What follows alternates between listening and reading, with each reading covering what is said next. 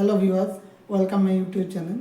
তো আজ আমরা রান্না করতে চলেছি চাট, সমোসা চাট। অনেক লোক সিঙ্গাড়া বলে, আবার অনেক লোক সমোসা বলে। তো আজ আমরা শুরু করতে চলেছি সমোসা চাট। তো যেসব সরঞ্জামগুলো তোমাদের লাগবে সেগুলো হলো, তো প্রথমে আমরা নিয়ে নেব পেঁয়াজ, টমেটো,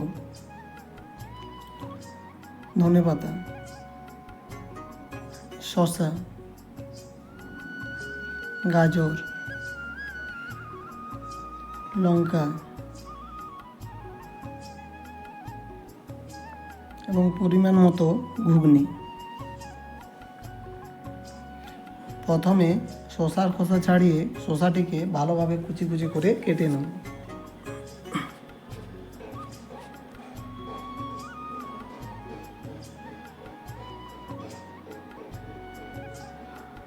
তারপর বিলাতিকেও আমরা একইভাবে কুচি কুচি করে কেটে নেব।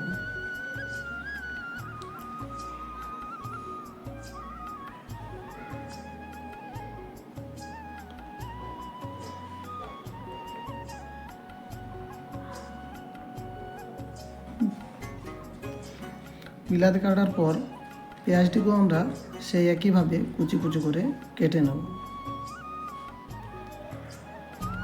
আমাদের দেখতে হবে যে পেঁয়াজ, বিলাতি এবং শসার কুচো কুচি যেমন ছোট ছোট হয়, তাতে ঘুগনির সাথে ভালোভাবে মিশে যাবে।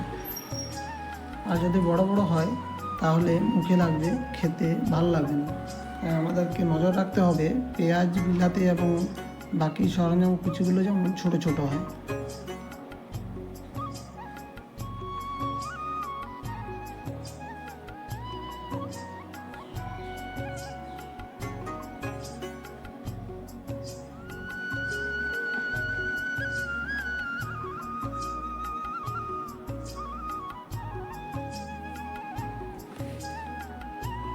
এরপর আমি ধনে পাতাগুলোকেও কুচি কুচি করে কেটে নেব।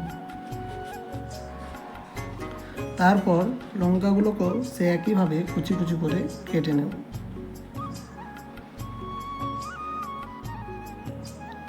আমার সব কাটা হয়ে গেছে। এরপর আমি পুদিনা পাতাগুলোকে ভালোভাবে বেছে নেব, কারণ পুদিনা পাতার চাটনি হবে।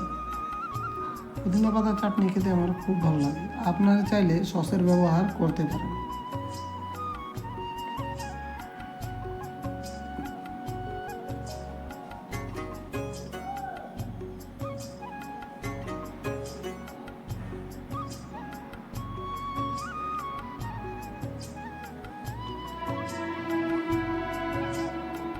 পুদিনা পাতা আমার বাছা হয়ে গেছে। এরপর আমি পাতাগুলোকে মিক্সিতে ভালোভাবে পিষে নেব।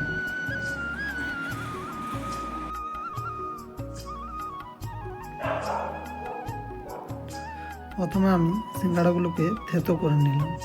তারপর আমি তার উপর সামান্য পরিমাণে ঘুগনি দিয়ে দেব।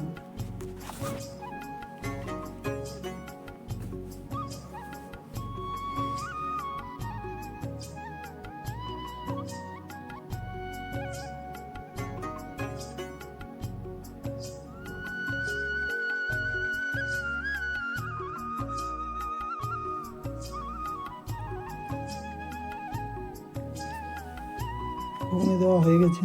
এরপর আমি যে কেটে রেখেছিলাম ধনেপাতা কুচি, তা আমি হালকা করে চাটের উপর ছড়িয়ে দেব।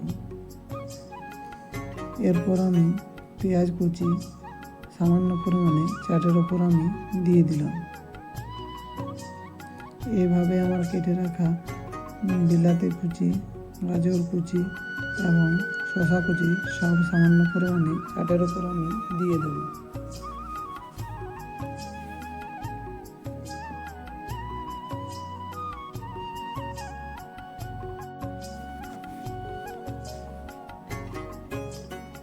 সব দেওয়া হয়ে গেছে। শেষে পুদিনার চাটনি আমি হালকা করে চাটের উপর আমি ছড়িয়ে দেব।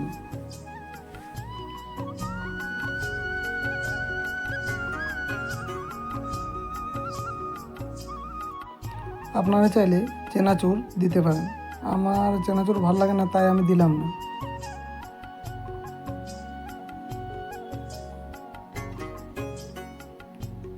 শেষে লেবু কেটে লেবুর রস হালকা করে আমি চাটের ওপর ছড়িয়ে দেব।